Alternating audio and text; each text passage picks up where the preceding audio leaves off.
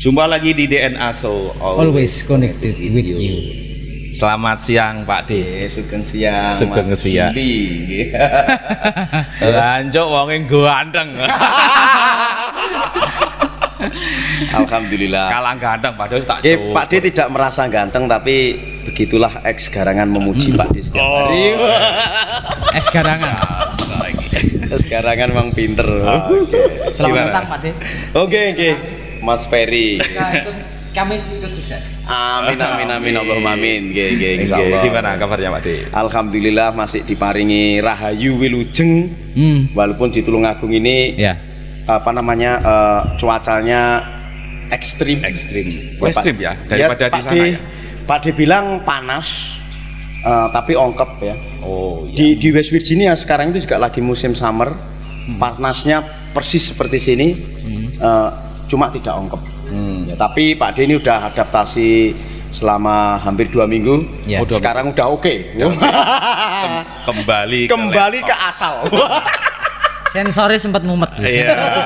Berarti 2 minggu ini di rumah. Udah 2 minggu Om. Oke, luar biasa. Nah, kita nanti akan ngobrol dengan Pak D Janjo ini ya. Tapi sebelum kita ngobrol, ini dari rumah tadi istriku tanya, jenenge kok Janjo ya? Nah sekarang tanya, itu gimana asalnya itu? Ya itu ada sejarah sedikit ya tentang kenapa Pak D mengambil nama Danco itu. Ada 3 alasan sebenarnya. Iya. Gimana? Yang pertama ini berkaitan dengan profesi Pak D sebagai hibachi chef. Jadi masak di Jepang tang-tong itu kan. Iya. Nah karena Pak D niati akan diupload ke YouTube. Wah ini nama apa ya yang pantas ya? Kalau nama Amerikanya udah ada, Ricky Babi Chef. Nah karena pangsa pasar Pak D itu orang Indonesia, karena semua video kan saya terjemahin ke bahasa Indonesia. Ini Pak D harus mengambil nama yang bisa masuk di hati orang-orang Indonesia, yang diterima di sosial media. Nah, akhirnya Pak D Google Chef Danco. Pertama Chef Gemblung. Chef Gemblung ini udah muncul beberapa chef kayak sudah ada namanya. Ada ya kayak si waktu Pak D Google Chef Gemblung itu si Bobon. Bobon itu keluar. Waktu Pak D Google Chef Gila, Bobon keluar lagi. Matane Bobon, halo Bobon ya. Nah, ketika Pak D Google Chef Danco tidak ada jawaban. Kosong. Di Google Analytics tidak ada. Di Google searching itu tidak ada, di YouTube tidak ada. Itu pertama ya. Terus yang kedua, Danco itu akhirnya kan bermakna ada yang maknanya negatif ketika kita lagi tengkar sama orang, Danco matane, apa itu kan marah. Ya marah. Itu akhirnya bermakna negatif. Tapi yang Pak D Danco di sini di Indonesia, di Amerika tuh ribuan chef Om. Yang masak kayak Pak D itu ribuan. Yang loneng-loneng itu. Loneng-loneng itu ribuan. Nah, terus Pak D itu merasa tidak seprofesional seperti teman-teman itu. Karena apa? Kalau penjenengan lihat videonya Pak D itu masaknya kan kotor. Mie sama nasinya kan kemana-mana. Morat-marit. Terus ketika Pak D serving atau ngasih ke piringnya mereka juga Pak D lempar apa dan sebagainya itu lah. Nah, untuk menghindari biar Pak D itu tidak mencemarkan nama baik chef-chef yang lain, yang profesional, makanya Pak D menjuluki Pak D Danco. Kalau misalnya nanti itu apa hibachi chef masak kayak gitu, namanya aja Pak D Danco. Seru lah. Jadi itu ya. Terus yang terakhir, seperti jiwanya Pak D ini tidak suka marah, terus selalu ceria. Dan selalu nggateli. Kalau orang Tulungagung bilang selalu nggateli lah. Kalau orang Surabaya selalu dancui. Ya, jadi itu sejarahnya kenapa Pak D Danco. Ya masuk. Ya sejarah. Jadi meskipun kondisi apapun tetap Dancu itu nah. Oke, luar biasa ya. Tapi ini di Amerika Pak D ya. Kalau di sini mestinya saru bahasane. Betul. Dalam arti kalau digunakan bahasa komunikatif di Tulungagung khususnya ya saru. Bisa dijotosi. Ini hanya entertain gitu. Entertain betul. Biar Pak D itu dikenal siapa Pak D Danco. Iya. Oke. Atau mulai sekarang sampean panggil Pak De Dandang aja lah. Pak De Dandang. Anak-anak kecil Gak enak. Anak-anak kecil manggil Pak De Dandang. yang Pak De Dandang. yang Oh, ya. udah dewasa Pak De Danco. panggah Pak De Danco. Iya, soalnya kadung terlanjur enak gitu Iya, memang dan itu bahasanya nama panggungnya. Ya, gitu, nama panggung. Dan itu Om Zuri. Pak De kemarin ke Surabaya. Itu berhenti di rest area, itu ya ada aja yang manggil. Oh gitu ya. Pak De Danco ya, itu ada. Kemarin Pak De ke alun-alun Trenggalek, ada saja yang manggil. Tetap menggunakan nama panggungnya. Iya, jadi ya alhamdulillah. Kita nanti buat nama panggung sendiri ya, Pak. Iya, harus. Saya punya apa ya kalau untuk sama ini Pak De ini ya. Om sama ini bukan Pak De karena masih muda. Iya, apa? Om. Gatel tapi ya. Gampang lah nanti di luar tag ini. Ya sebenarnya setelah Pak De mengambil nama Danco itu tidak serta merta Pak De pakai ya. Ya kita sebagai orang Jawa. Ya Pak De dongani juga itu sebenarnya. Dan bain-bain itu ngambil Pak De Danco itu. Terus yang gitu kedua kita juga orang beragama ya kita doain juga ya. Terus ya alhamdulillah akhirnya Pak De dikenal dengan Pak De Danco itu tadi. Mendadak viral dalam waktu 1 tahun ya. Oke, 1 tahun memang bener yang di YouTube itu dalam sebulan itu Pak De dapat 100.000 subscriber. 100.000 subscriber. Ya walaupun memang Pak De sudah mempunyai TikTok. Ya. Sebelumnya udah istilahnya pengikut Pak De di TikTok itu 80% orang Amerika dan Kanada. 80%. Berawal dari TikTok dulu. Berawal dari TikTok, terus Pak De ini kenapa saya tidak mengambil netizen plus 62 ya? Karena mereka juga pengen tahu sesuatu yang di Amerika. Akhirnya YouTube-nya Pak De itu kita aktifin dengan nama Pak De Danco. Oke, ya luar biasa. Tapi nanti kita lanjut lagi terkait itu Pak De ya. Nah, ini yang saya ingin obrolkan itu ceritanya gimana kok sampai di Amerika? Kok nggak di kutub utara gitu? Ya jadi nih kalau eks garangan ini ya pada tahun 98 kalau orang-orang masih ingat saat itu terjadi krisis moneter ya. Krisis moneter ya parah saat itu. Nah, Pak De jelek-jelek begini itu Kak juga jebolan teknik mesin. Wah. SMK? Pak De itu di UNESA, Bro. Di UNESA Surabaya di Ketintang ya. Tapi zaman dahulu kala itu namanya masih IKIP Negeri Surabaya. Teknik mesin. Saat itu memang benar-benar parah. Pak De pernah menjadi guru STM 3 tahun. Dan ternyata penghasilannya ya cukup, maksudnya tidak banyak. Sehingga Pak De cukup untuk beli minum. Cukup untuk beli minum. ya disyukurilah. Nah, terus saat itu memang kalau boleh disebut keadaan finansialnya Pak De itu ya ombang-ambing lah kayak kapal itu belum stabil ya. Ya sangat tidak stabil. Ku berlayar di tepian tidak berapa itu ya pokoknya itu lagu itu ya. Ku berlayar di lautan tidak itu saya tak nyanyi dulu Pak De. Ku berlayar di lautan tidak bertepian. Suaranya Pak De ya enak. Biasa ya ukulele gitu. Ya itu. Ya. Terus akhirnya saat itu sempat berpikir kalau misalnya Pak De bertahan di sini terus dengan keadaan perekonomian yang tidak membaik saat itu ya. Pak De mungkin ini ya, istilahnya tidak ada kemajuan. Nah, akhirnya cari informasi-informasi yang ada lowongan saat itu sebenarnya Jepang sama Amerika.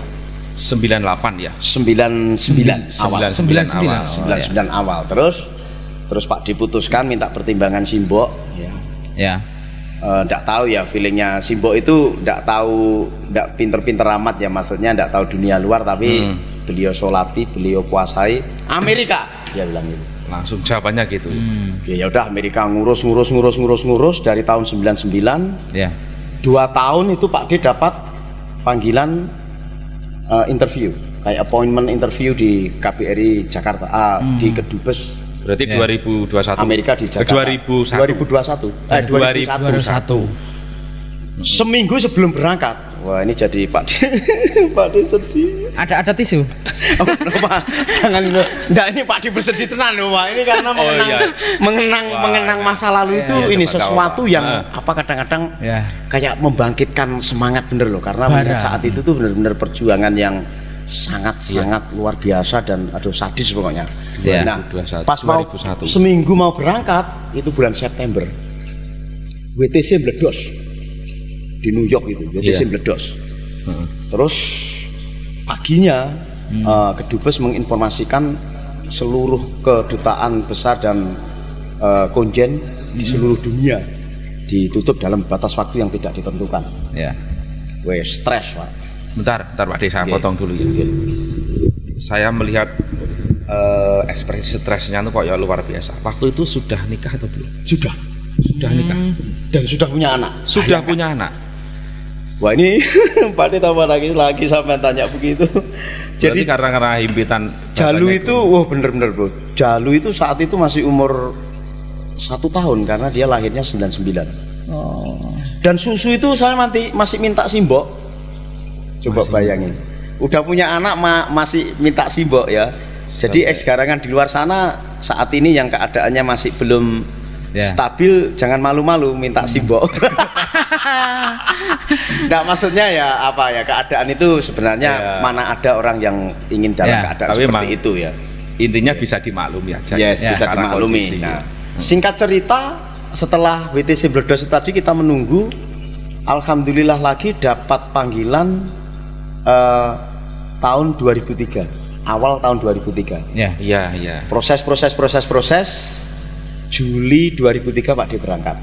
Juli 2003. Oke, jadi ini ex-garangan Pak D bisa ke Amerika itu tidak membalik tangan ya.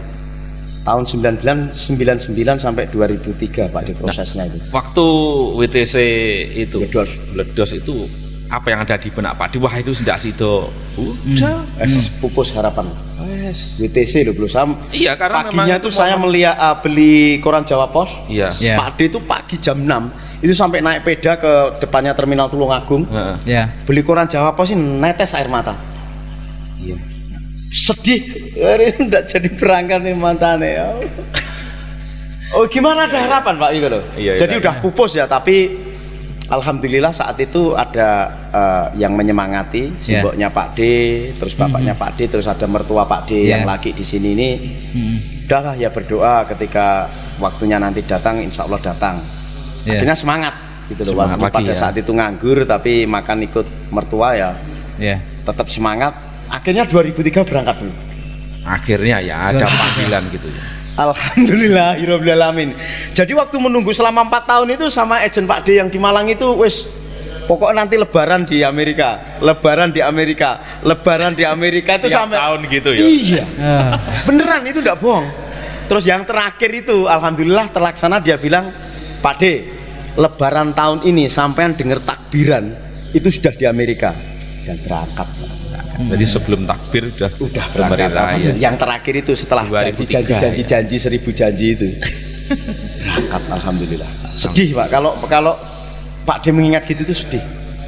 Iya. Sedih. Artinya hanya Pak D yang bisa merasakan kesetresan saat itu ya. Benar. Kalau ngomong di Amerika mestinya kita mindsetnya enak ya. Nah, nanti kita bahas. Nah, saya lebih tertarik cerita sedihnya sebelum ke Amerika. Jadi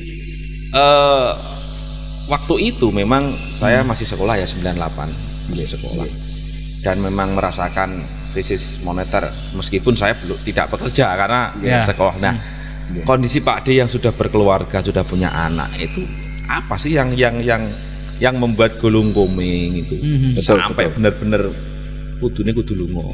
Iya itu gini Mas ya, namanya sudah berkeluarga, terus apalagi Pak D itu kalau di Indonesia itu kan laki-laki kan kepala rumah tangga ya. Terus mau ngurus ke Amerika ada halangan itu ya, terus udah punya anak, terus tinggal bersama mertua ya, perasaannya ex-garangan saya pikir juga bisa merasakan antara malu, antara sedih, antara no hope ya, kayak seperti tidak ada harapan. Terus udah campur aduk itu bro. kalau mau dipanggil perasaannya Pak D gimana? Campur aduk itu tadi lah. Iya. Terus yang seperti yang Pak D bilang tadi itu, ternyata orang-orang sekeliling Pak D itu, termasuk orang-orang tua Pak D itu masih ngasih semangat itu loh. Udah tetap berdoa gitu. Kalau misalnya nanti agent minta tambahan uang lagi juga masih dicarikan dan sebagainya. Itu yang bikin Pak D sedih tapi tetap semangat gitu loh. Iya. Karena memang ada support ya. Betul. Jadi zaman saat itu tuh memang ya ke Amerika masih ya setengah mati juga. Dolarnya naik banget itu ya. Pak D itu waktu kali bukan dolar yang naik, rupiahnya yang naik. Yang saat itu tuh kan hampir menyentuh 17.000 saat. Iya, benar. Sampai 17.000. Iya, jadi saat rupiahnya itu setelah yang krisis moneter sampai 17.000. Jadi di Indonesia tuh benar-benar terjepit Pak kita saat itu. Mau nyari kerjaan susah. Terus kondisinya saat itu ya istilahnya kalau orang barat bilang itu udah no hope lah. Hidup kita itu sudah ada harapan lah istilah. Utawa hidup segan mati tak mau. Itulah kalau cara bahasa Jawa guys, hidup segan mati tidak mau. Terus saat itu wah ini saya sampai bilang ke ibu, tetap ini harus semangat ya. Terus akhirnya Pak D sempat jualan alat-alat bangunan itu, yang slot, engsel, nyeles bro. Nyeles engsel ya. Engsel itu Pak Dider ke toko-toko bangunan di Tulungagung, di Kediri, di Blitar. Kalau Malang itu ke Panjen ya, tidak jauh sampai ke Pandaan atau apa, Panjen ke sini. Ponorogo, Nganjuk itu Pak D keliling terus sambil nunggu prosesnya yang ke Amerika itu. Oh, sambil nunggu keliling. Manten anyar berarti nyelesnya itu. Aduh, iya bro, terus manten anyar tapi kan kalau nyeles ke arah Ponorogo apa kan nginep di sana. Iya, manten anyar nyeles. Termasa ditinggal kan itu, jadi kan. Nah, itu. Anu gitu. Iya. Tapi apa memang waktu itu kurang menghasilkan atau bagaimana? Iya. Apa karena memang masa-masa sulit gitu. Padahal kan alat bangunan tuh orang kan mesti ya Pak D kan cuma ikut masnya Pak D yang di Bandung, jadi ya istilahnya tetap cuma digaji ya. Iya. Ya cukup lah, tidak cukup sih. Itu maksudnya tidak cukup sih karena ada anak saya itu loh. Terus pikiran Pak D saat itu apa ya harus selamanya seperti ini gitu loh kan. Kalau orang udah berkeluarga itu kan mindsetnya harus cepat keluar dari rumah marotuo dan memang ingin merubah nasib lah. Betul harus cepat apa istilahnya dapat penghasilan, bisa nyimpen dan sebagainya gitu loh. Akhirnya tapi alhamdulillah saat itu Pak D juga punya keyakinan insya Allah tetap bakal menginjakkan kaki di Amerika. Alhamdulillah masa-masa sulit itu terlewati walaupun dengan nangis darah.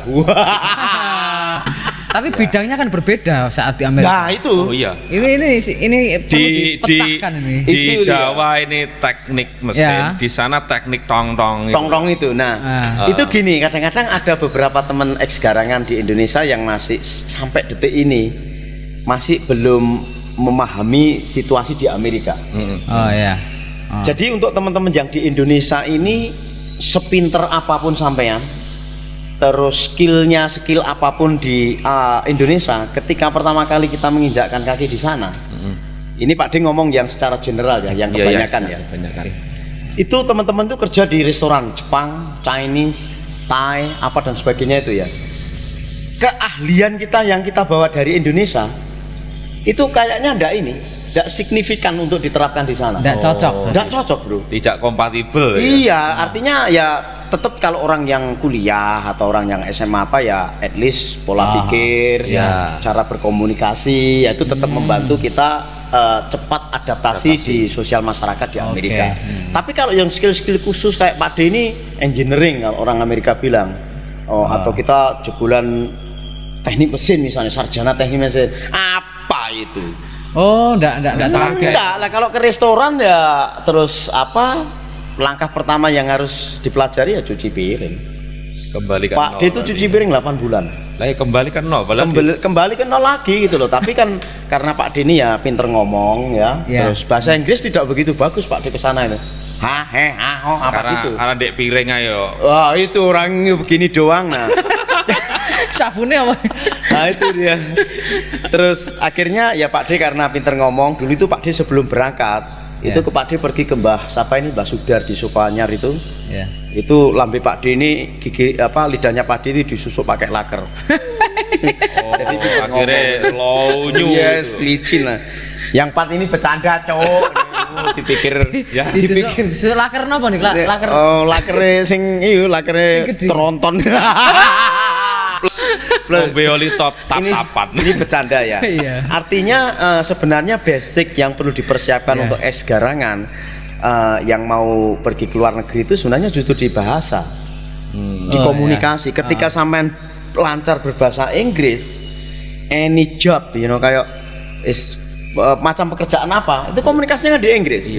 Kalau kerjaannya apa itu bisa dipelajari, mungkin di training 3 minggu sampai 1 bulan biasanya. Contoh, ketika ada orang baru masuk di Amerika terus pengen masak seperti Pak D, di sana itu ada restoran yang khusus menampung orang-orang yang pengen jadi gaji chef.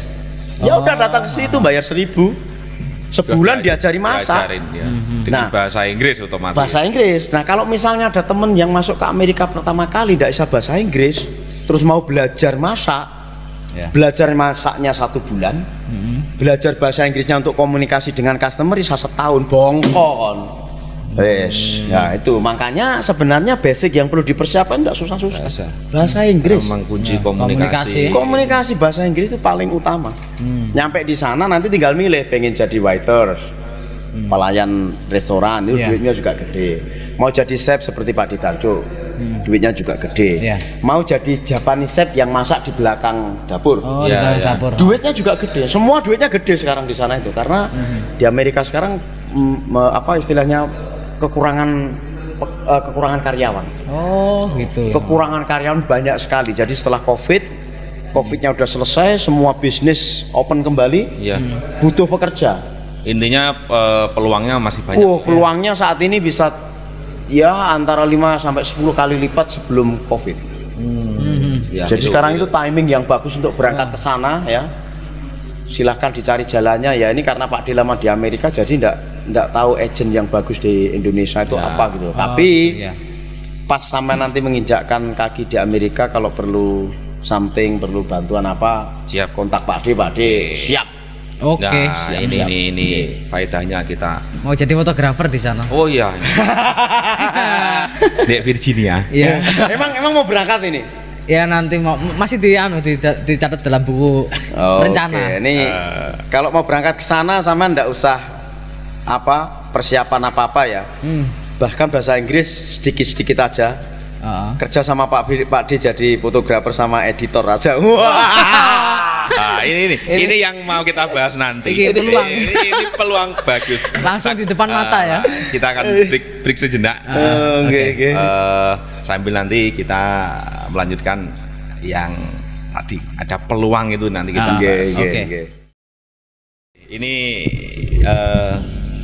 ada pertanyaan menarik. Pak D ini kan di Amerika sudah berapa tahun?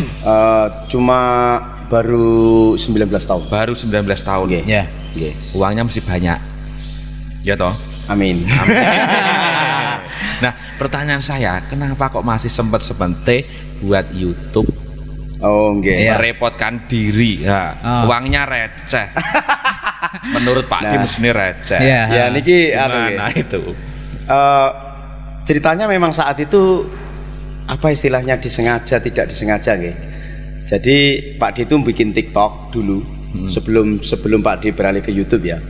Pak D itu bikin TikTok masak terus ngerayu-ngerayu Mama Rika sedikit. Bentar. Apa itu Mama Rika? Mama Rika itu sebenarnya sebutan yang Pak D buat sebenarnya dari kata Amerika.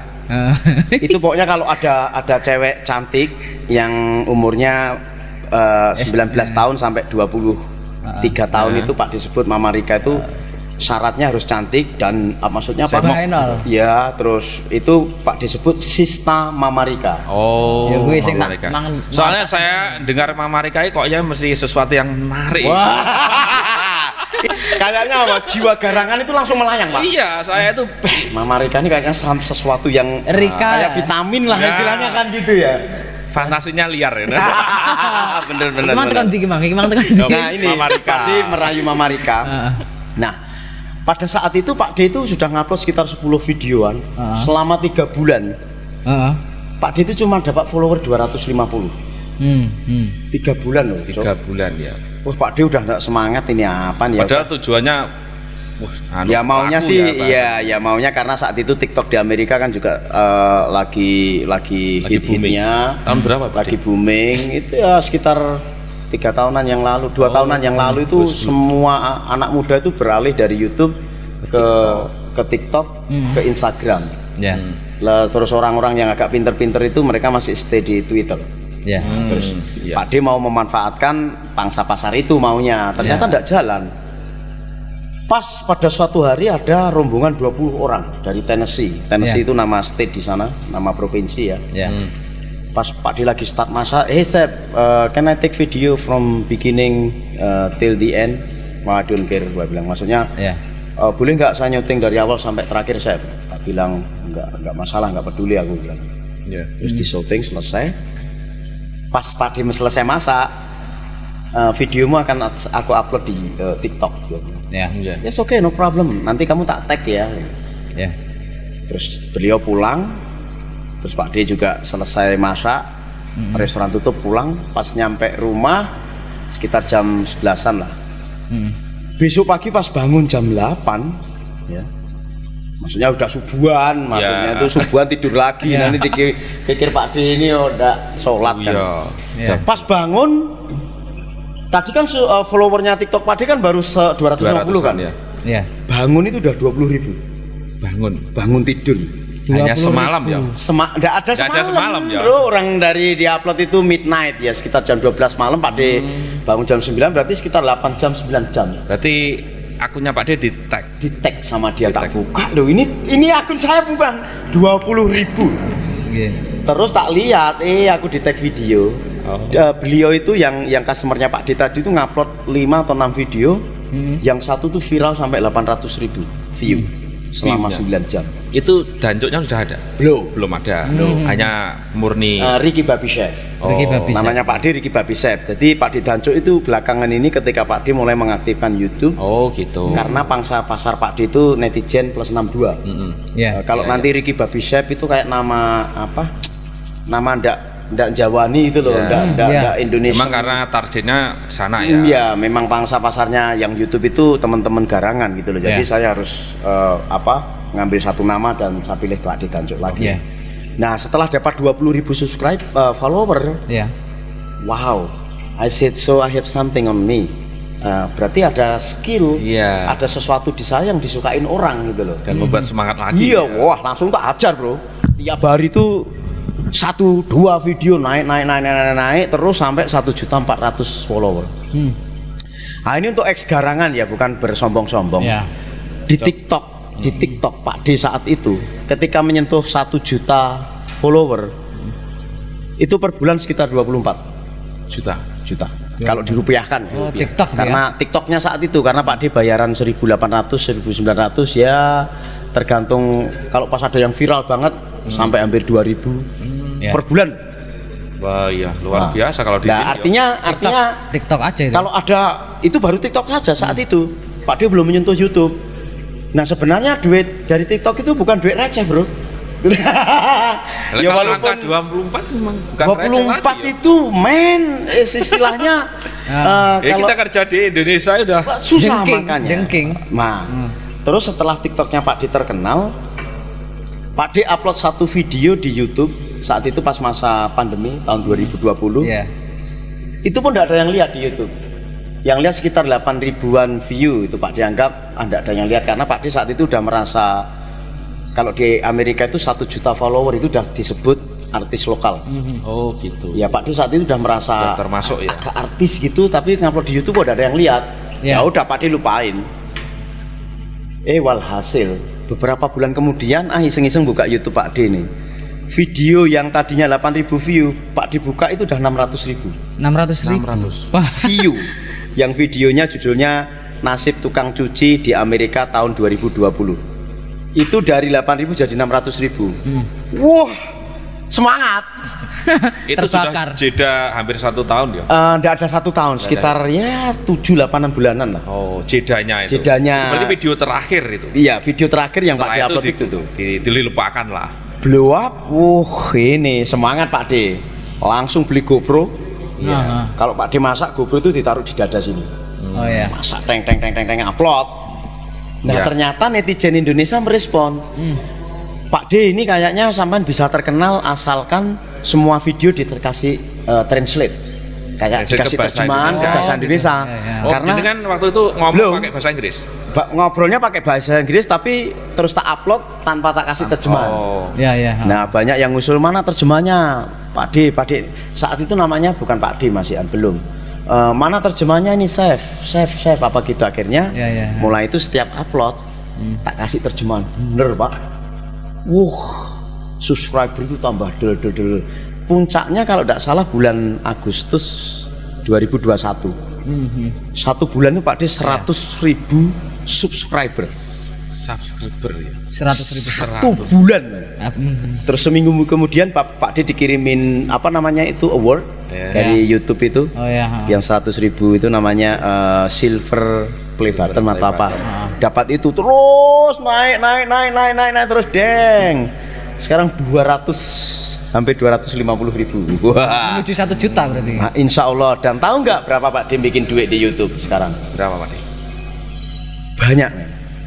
Ya, angkanya Angkanya ya sekitar 25 itu paling minim. paling minim ya. Per bulan. Per bulan. Luar biasa. Dan itu di TikTok masih menghasilkan.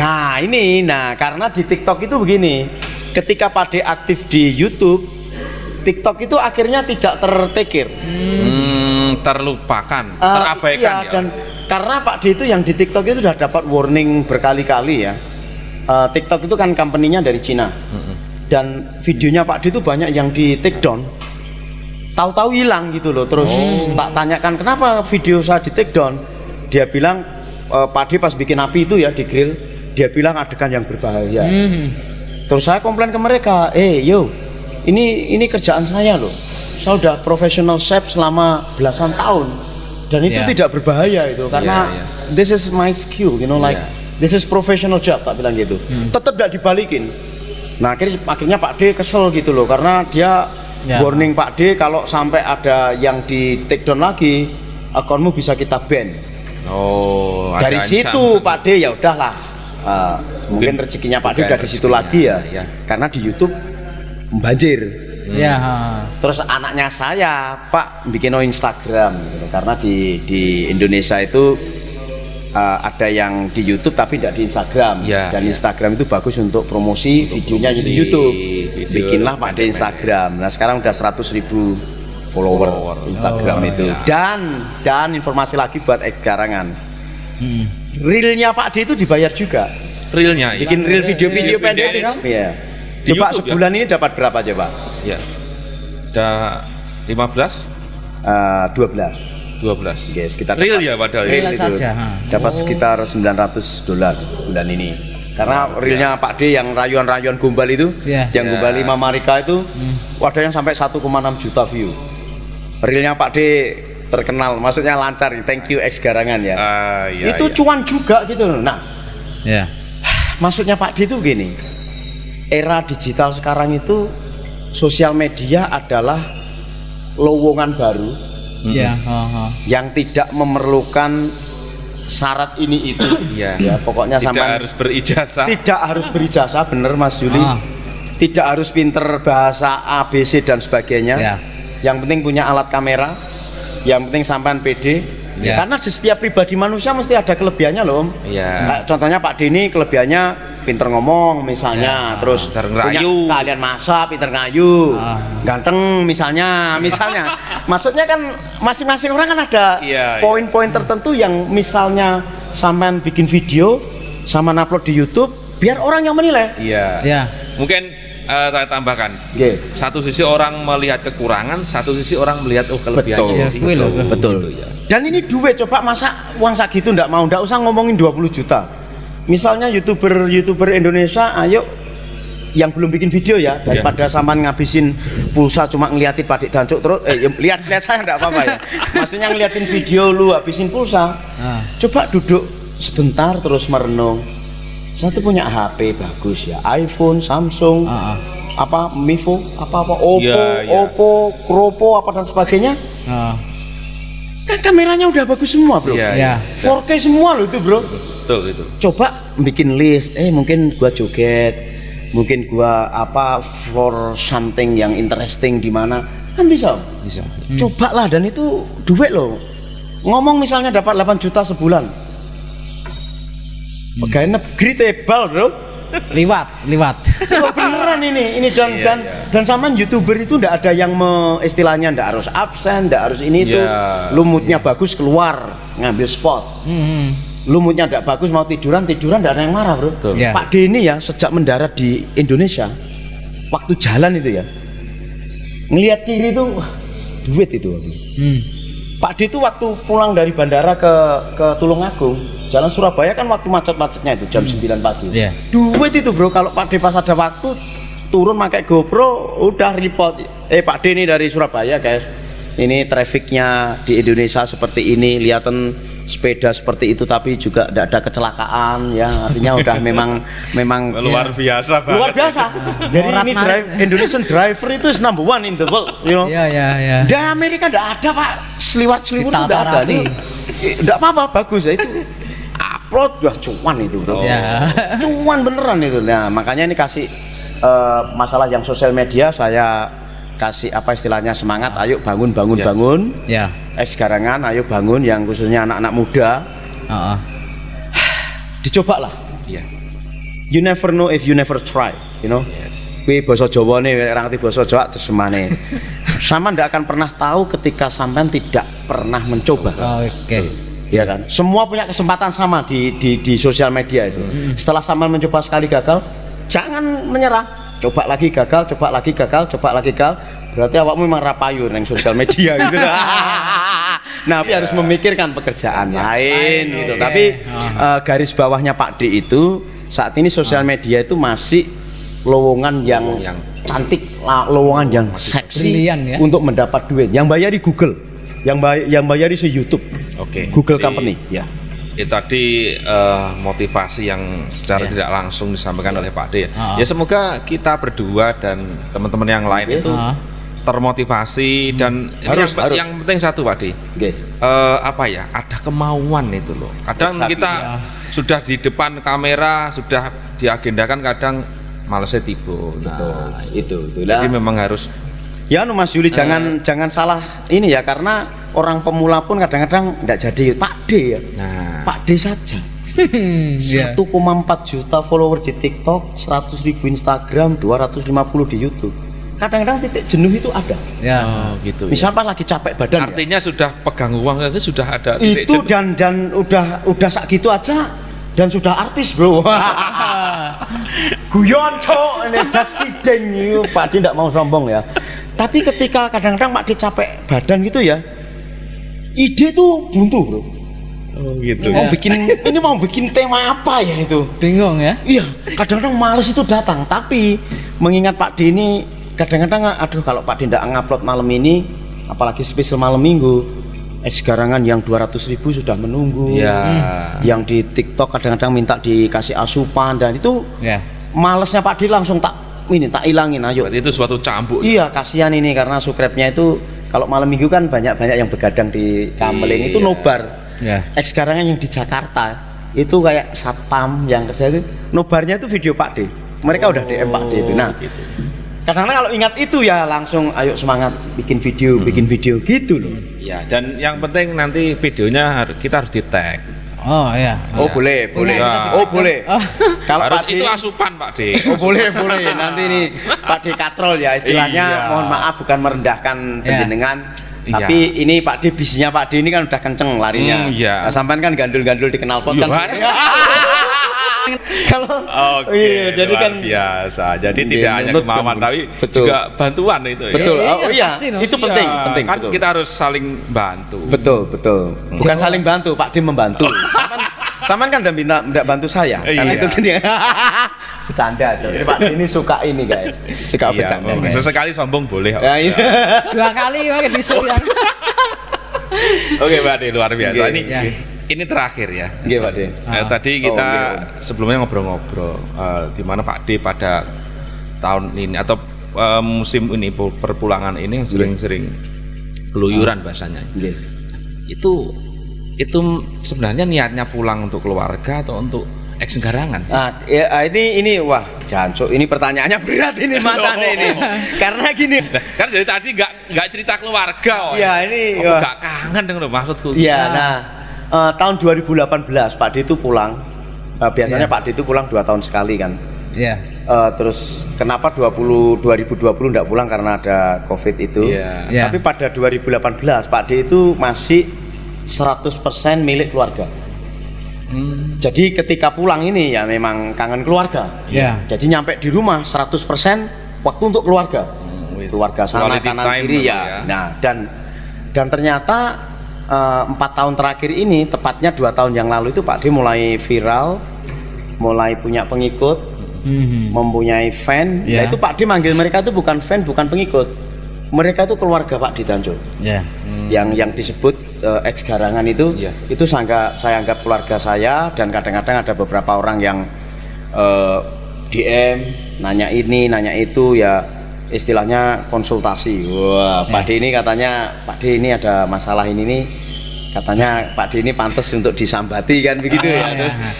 Memang sepuh. Udah Pak. Dari ya kayak dukun katanya itu. Kalau pas pakai belangkon terus pakai baju yang Jawa itu kayak mbak dukun. Nah terus dari beberapa kasus seperti itu, oh ternyata keluarga itu tidak harus pertalian darah. Dan Pak D saat ini dikasih jalan agak viral dan punya fan itu tadi Pak D anggap keluarga, sehingga kepulangan Pak D yang kali ini saya kasih ekstra 1 bulan. Ekstra 1 bulan dari biasanya. Jadi untuk yang keluarga dapat, tidak mengurangi quality time-nya dengan keluarga. Terus yang sisa 1 bulan itu untuk muter-muter menyambangi keluarga baru eks garangan ya. Nah kayak gini nih, penjenengan kesini ini kan eks garangan semua ya. Waktunya Pak D tidur ya di interview. Itu kan tadi kan Mbah Dukun. Nah itu jadi begitu Pak D itu dihampiri. Oh iya. 24 jam. Jadi keluarga dapat, eks garangan dapat, dan ini Pak D mulai minggu depan udah mau istilahnya touring, muter-muter, akan mengadakan meet and greet. Ya, yang pertama ini nanti di Bali, besok tanggal 28 itu meet and greet di Bali, selanjutnya di Malang, terus base campnya Tulungagung, terus tempatnya Mas Ari Sigit YouTube itu di Yogyakarta. Wah luar biasa. Jadi ini Pak D mau menyambangi mereka. Kecil-kecilan lah. Iya, kayak mau curi start kampanye presiden gitu. Nyatu yo presiden garangan. Katanya kan begitu ya. Oke, luar biasa. Ya, jadi keluarga baru eks garangan itu bukan hanya fan, bukan hanya pecinta Pak D, tapi Pak D wadahi kayak sudah sedulur lah. Sudah keluarga lah. Jangan lupa Pak D, buatkan KTP. Eks garangan. Mantep itu. KTP. Ya sebenarnya sementara ini belum terorganisir serapi itu pakai KTP. Ya tapi Pak D sudah mengangkat beberapa ketua garangan di beberapa cabang. Di Malang, di Bali sudah ada 1 ketua cabang garangan, di Malang ada 1. Kemarin Pak D secara seremonial mengangkat orang Dayak. Karena ketemu di rest area Sidoarjo dan orangnya benar-benar tekun dan berwibawa dan mantap lah. Jadi feelingnya Pak D udah dapat, saya nobatkan menjadi ketua eks garangan cabang Dayak di Kalimantan. Di beberapa di kota Amerika juga sudah Pak D angkat juga ketua garangan. Kedepannya nanti mungkin seperti usulan Mas Ferry bisa lebih rapi, pakai ID, bisa dikoordinir mungkin. Ya insya Allah lah ke depan Om. Mantap. Terima kasih, itu tidak terpikirkan loh malah. Iya kan perlu itu. Ini ID tinggal scan tit. Asli. Scan tit pinjol cair. Oke Pak D, terima kasih waktunya. Semoga sukses terus diberikan kesehatan dan bermanfaat bagi amin. Pak D yang matur nuwun dan merasa tersanjung disambangi dari tim DNA Show. Ya, tim DNA Show itu ini apa? Channel YouTube-nya mereka dan ayo Garangan cekidot ya. Ini channel beliau ini berisi motivasi, banyak motivasi. Nah, Pak D juga di sana. Thank you so much loh ya. Terima kasih atas karawannya nggih. Ya, atas kesempatan Pak D untuk bergabung di DNA Show dan salam untuk Mama Rica. Wah. Kayaknya Om Juli mau minta satu ini. Nggih, matur nuwun nggih. Assalamualaikum Garangan. Oke. Salam.